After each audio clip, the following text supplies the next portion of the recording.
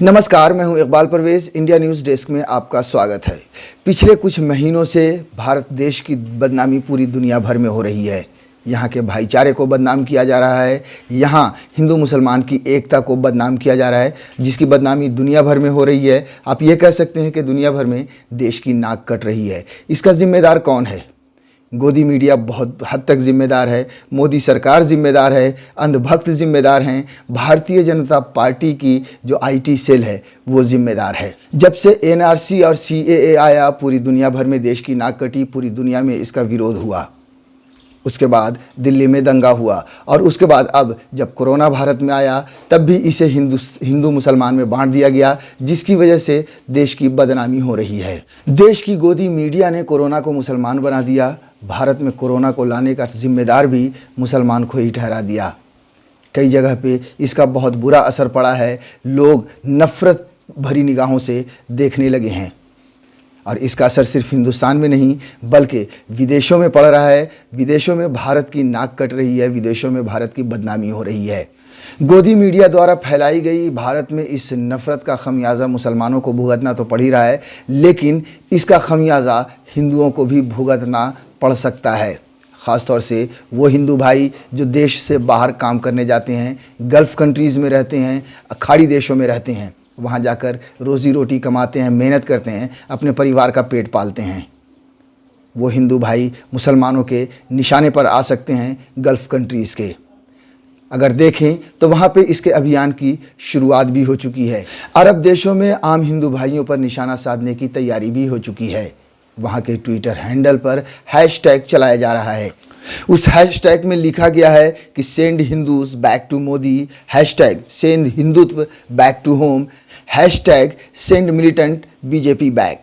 सोचिए कि देश की छवि कितनी ख़राब हुई है अगर वहाँ आम हिंदुओं पर हमला होता है, या ऐसे हिंदू भाई जो वहाँ मेहनत करके काम करके अपनी ज़िंदगी गुजर बसर कर रहे हैं, अपने परिवार का पेट पाल रहे हैं, अगर उन्हें भगाया गया तो इसे कितना ख़राब होगा, कितना बुरा होगा और इसके ज़िम्मेदार कौन होगा? जाहिर है गोदी मीडिया, भारतीय जनता पार्टी और अंधभक्त, जिन्होंने इस देश में मुसलमानों को इसी तरह से धर्म के नाम पर निशाना बनाया है। कतर के शेख अल जहानी ने अपने ट्विटर हैंडल पर लिखा है कि लाखों भारतीय खाड़ी देशों में रहते हैं और उनमें से कई कोरोना से पीड़ित भी हैं। उनका इलाज बिना किसी भेदभाव और रंग के हो रहा है, लेकिन भारत में मुसलमानों के साथ ये ज़्यादती हो रही है। जाहिर है कि ये जो ख़राब छवि वहाँ तक पहुँची है, इसी की वजह से वहाँ पर इस तरह के हैशटैग चलाए जा रहे हैं और इस तरह से ट्विटर पर लिखा जा रहा है, प्रतिक्रियाएं दी जा रही हैं। कतर में जब इस तरह का हैशटैग चलाया गया तो वहाँ पे कई प्रतिक्रियाएं आईं, जिनमें से किसी ने ये लिखा कि इस तरह हैशटैग नहीं चलाना चाहिए क्योंकि इससे आम हिंदू भाई परेशानी में पड़ सकता है। हैशटैग इस तरह से होना चाहिए कि जो संगी हैं उन्हें वापस भेजो, उन्हें मोदी के पास भेजो। 85% हिंदू भाई अच्छे हैं जो अपनी मेहनत मजदूरी करते हैं, काम करते हैं। भारत में जिस तरह से नफ़रत फैलाई गई है, कुछ कट्टरपंथी जो विदेशों में रहते हैं या खाड़ी देशों में रहते हैं, वो भी इसके झांसे में आ चुके हैं। उन्होंने भी मुसलमान को जिम्मेदार ठहराते हुए कई सोशल मीडिया पर ट्वीट किए, जिस पर संयुक्त अरब परिवार सख्त हुआ है। संयुक्त अरब परिवार के शाही परिवार के सदस्य और व्यवसायी शेखा हिंद अल कासिमी ने यूएई में रह रहे भारतीय हिंदुओं को मुसलमान के खिलाफ आपत्तिजनक टिप्पणी न करने की चेतावनी दी है। उन्होंने भारतीयों के ट्वीट के स्क्रीनशॉट को शेयर करते हुए चेतावनी दी है कि ऐसे व्यवहार पर जुर्माना लगाया जाएगा और वापस उनके देश भेज दिया जाएगा। उन्होंने उस ट्वीट के स्क्रीनशॉट को भी शेयर किया है जिसमें गोदी मीडिया की तरह मुसलमानों को कोरोना फैलाने का जिम्मेदार ठहराया गया है। ज़रा सोचिए कि देश में किस तरह नफ़रत का जहर घोल दिया गया है कि सब्ज़ी बेचने वालों के भी आधार कार्ड चेक किए जा रहे हैं। अगर कोई राम कृष्णा अपनी सब्ज़ी बेच रहा है तो उसे बेचने की इजाज़त है। अगर कोई रहीम या मोहम्मद सब्ज़ी बेच रहा है तो उसे या तो मारा जा रहा है या उसे भगा दिया जा रहा है। ये कैसी नफ़रत इस देश में फैल चुकी है। लेकिन अब भी इस देश में कुछ लोग ऐसे हैं जो भाईचारे को ज़िंदा रखे हुए हैं।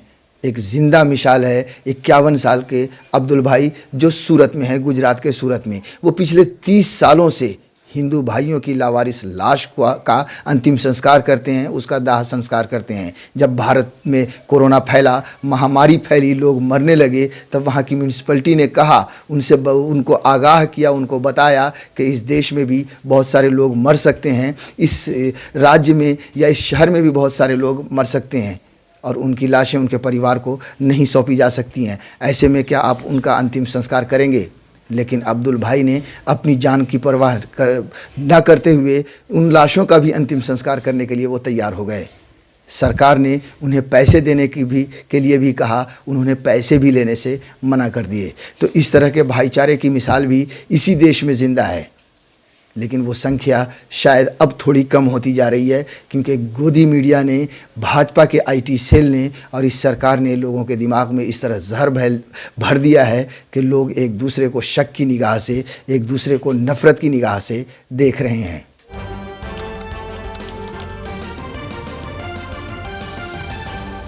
आपकी आवाज़